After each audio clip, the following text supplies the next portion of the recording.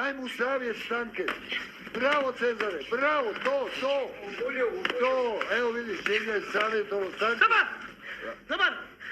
A koja je ovo runda? Joj.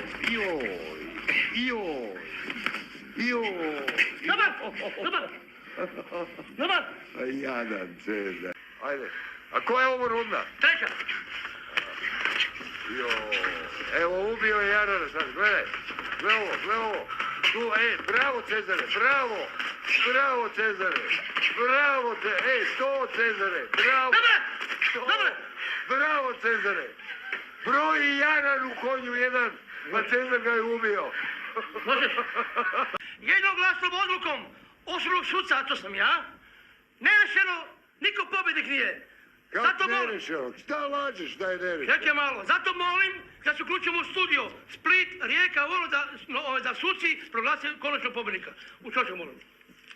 Pička ti, materna ciganska.